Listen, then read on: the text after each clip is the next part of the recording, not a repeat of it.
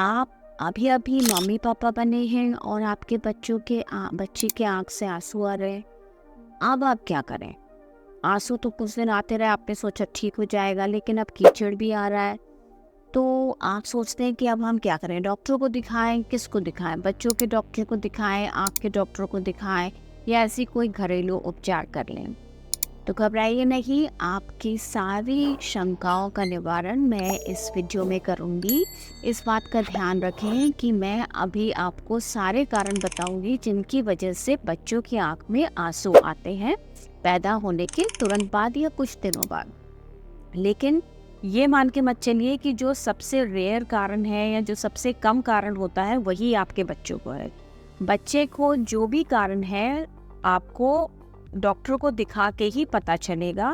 तो बेसिकली आप डॉक्टर को ज़रूर दिखाएं सो दैट आपके बच्चे का कंप्लीट इवैल्यूएशन हो जाए, पूरे ढंग से उसका एग्जामिनेशन हो जाए। तो मैं सबसे पहले सबसे कॉमनेस्ट कारण का बताऊंगी जिसकी वजह से बच्चे के आँख में आंसू आते हैं। वो है बच्चे की आंसू की नली का प्रॉपरली नहीं बनना। तो जो हमारे आंसू बनते हैं, चाहे वो नवजात हो या बड़े इंसान हो, जैसे कि आप डायग्राम में देख रहे हैं, लक्राइमल ग्लैंड में बनते हैं। आँख की ऊपरी परत कॉर्निया को और कंजंक्टिवा को गीला करते हुए वो नेज़ोलक्राइमल डक्ट से होते हुए नाक से निकल जाते हैं। बच्चों में जो न्यूबॉर्न बच्चे होते हैं, ज़्यादातर बच्चों का ये नेज़ोलक्राइमल डक्ट खुला हुआ होता है, लेकिन कुछ बच्चे होते हैं जिसमें कि इसमें एक रुकावट होती है किसी टिश्यू की वजह से, या वो रास्ता जो होता है थोड़ा सकरा होता है। तो पानी जो आंसू बन रहे होते हैं वो पूरी तरह से अंदर नाक में जा नहीं पाते हैं। इस वजह से वो आंसू आपके बच्चे की आंख में भरे हुए लगते हैं, और अगर वो लक्राइमल सैक में ज़्यादा दिन जमा होते हैं तो वो धीरे धीरे कोई भी जमा चीज़ है, गंदगी आती है एंड इन्फेक्शन हो जाता है और आपके बच्चे के आँख से कीचड़ आने लगता है। ये सबसे कॉमनेस्ट कारण है और इसका सबसे ईजिएस्ट ट्रीटमेंट है। लेकिन हम बात बिगाड़ देते हैं जब हम बातों में आके आँख में बच्चे के दूध, काजल और तेल, घी ये सब डालते हैं, जो कि एक ईजली ट्रीटेबल कंडीशन को कॉम्प्लिकेट कर देती है। तो आते हैं अब हम ट्रीटमेंट पार्ट यानी इलाज के पार्ट में। सबसे इम्पॉर्टेंट है कि आपको आइडली तो एक आई स्पेशलिस्ट को दिखाना चाहिए, जिससे कि ये रूल आउट हो जाए कि बच्चे को आंसू की नली बंद होने के अलावा और कोई दिक्कत तो नहीं है, क्योंकि वो सब बीमारियां बहुत रेयर होती हैं लेकिन उनका ट्रीटमेंट और ज़्यादा ज़रूरी होता है। जब तक आप आई डॉक्टर को नहीं दिखा पा रहे हैं, पहली बात यह है कि आँख को किसी भी कपड़े से उसका कीचड़ और पानी मत साफ करिए। साफ कॉटन को छोटे छोटे टुकड़ों में बॉईल करके अलग जगह रख दीजिए। अगर आई वाइप्स मिल जाती हैं जो कि बच्चों के लिए सेफ है, आई वाइप्स और कोई वाइप्स नहीं, उसको हल्का सा निचोड़ा एंड कॉटन को हल्का सा निचोड़ा या फिर कॉटन को हल्का सा निचोड़ा एंड जस्ट हल्का सा थपथपा के कीचड़ निकालना। ये नहीं रगड़ रगड़ के बच्चे की पूरी स्किन लाल कर दी है, क्योंकि बच्चा बहुत स्किन उसकी सेंसिटिव होती है। देन आता है आपका एंटीबायोटिक आई ड्रॉप। अब जो छोटे बच्चे होते हैं उसमें कुछ एंटीबायोटिक होती हैं, जैसे मॉक्सीफ्लॉक्सासिन, टोब्रामाइसिन, कुछ एक और, जो कि हम सेफली दे सकते हैं, बट ये भी प्रेफरेबली डॉक्टर के कंसल्टेशन के बाद ही देना चाहिए। फिर हम आते हैं सबसे इम्पॉर्टेंट, आँख में आंसू की नली के ऊपर मसाज के। सही ढंग से मसाज करना बहुत ज़रूरी है। अब ये मसाज कैसे करना है? हमें बेसिकली आँख के ऊपर की पलक और नीचे की पलक जहाँ मिलती है वहाँ प्रेस करेंगे, इतना कि नाक की हड्डी में प्रेशर पड़े, क्योंकि रास्ता उसी के बीच में है। अब हम उसमें जो मैंने ये प्रेस किया है, दिस इज़ द सैक। अब हमने यहाँ से दबाते हुए नीचे, ये नेज़ोलक्राइमल डक्ट आंसू की नली का रास्ता है, ऐसे हमें प्रेस करना है। We can use little finger also, क्योंकि बच्चा छोटा होता है। ये ऊपर की नीचे की पलक जहाँ मिलती है वहाँ से दबाते हुए नाक के नीचे यहाँ तक।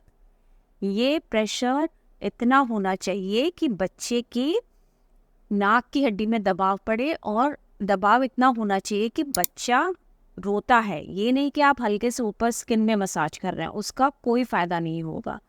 आइडली जितनी बार बच्चे को आप दूध पिलाते हैं, हर बार 5 बार करें तो एक दिन के 30 बार से ऊपर हो जाता है।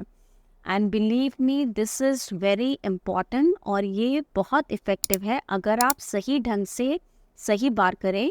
और इसका प्रूफ मेरी सिस्टर के बेटा है जिसको दोनों आंसू की नली बंद थी एंड हमने सही ढंग से मसाज और दवाई डाल के ही ठीक किया। ये ट्रीटमेंट यानी मसाज और एंटीबायोटिक आई ड्रॉप ज़्यादातर इफ़ेक्टिव होती हैं जब आपका माइल्ड ऑब्स्ट्रक्शन है।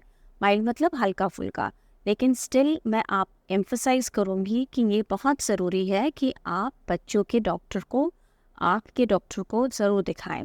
इसीलिए दिखाएं कि रोल आउट करने के लिए कि आँख में पानी आने के और भी कारण होते हैं, जैसे कि बच्चा जब पैदा हो रहा है उसको कहीं चोट लग गई है या उसको आँख में काला पानी है। बच्चों में भी काला पानी होता है और उसका प्रेजेंटेशन भी ऐसे ही होता है कि बहुत ज़्यादा वाटरिंग हो रही है। तो बाकी कारणों को रूल आउट करने के लिए आपको आई स्पेशलिस्ट को दिखाना बहुत ज़रूरी है। ये जो मैंने आपको ट्रीटमेंट बताया है ये जस्ट बेसिक ट्रीटमेंट है जब तक कि आप आँख के डॉक्टर को दिखा नहीं पा रहे हैं या अवेलेबल नहीं है। ज़्यादातर आपका ये ट्रीटमेंट इफ़ेक्टिव होता है अगर आप सही ढंग से करें। नहीं होता है तो हम यूजुअली 6 महीने तक देखते हैं, जब तक कि हड्डी आपकी थोड़ी मजबूत नहीं हो जाती बच्चे की। लेकिन अगर बहुत ज़्यादा पानी आ रहा है, बहुत ज़्यादा बार बार इन्फेक्शन हो रहा है, तो हम एक सिंपल प्रोसीजर करते हैं जिसको कि हम प्रोबिंग कहते हैं। लेकिन इस बात का ध्यान रखिए कि 100% गारंटीड नहीं है कि प्रोबिंग से बिल्कुल ठीक हो जाएगा, क्योंकि ब्लॉकेज उसके बाद भी हो सकता है और आपको मसाज कंटिन्यू करनी पड़ती है प्रोबिंग के बाद भी। आइडली हम प्रोबिंग मैक्सिमम 3 टाइम्स करते हैं। बच्चे का ज़्यादातर आंसू के नली इसमें खुल जाता है, लेकिन ये बात का ध्यान रखिए कि प्रोबिंग के बाद भी बच्चे को मसाज करते रहना पड़ता है जब तक कि आंसू आना बंद ना हो। अगर बच्चे को कोई इन्फेक्शन नहीं है, कंटिन्यूस आंसू आ रहा है, तो हम वेट करते हैं बच्चा तक 4 to 5 ईयर्स तक का ना हो। अगर प्रॉब्लम करने लगता है तो we wait at least till the child is 3 years old। तो उसके बाद हम सर्जरी करते हैं जिसको कि हम DCR सर्जरी करते हैं, जिसमें हमें ऑपरेट करके ओपनिंग बनानी पड़ती है नाक में आंसू आँख से नाक में लाने के लिए। तो आपके बच्चे को DCR सर्जरी की ज़रूरत ना पड़े, इसके लिए ज़रूरी है कि आप ध्यान रखें बच्चे को ज़रा भी कोई परेशानी हो, आंसू जैसे आने वाली या कीचड़ आने वाली, तो पैदा होने के बाद जल्द से जल्द उसे दिखा दें। तो इससे हमारे पास टाइम भी रहता है उसको मसाज से खोलने का, और बच्चा comfortably without any operative procedure improve हो जाता है। तो आप इस बात का ध्यान रखिए एंड चिंता ना करें, बहुत सी बार ट्रीटमेंट बहुत इजी होता है।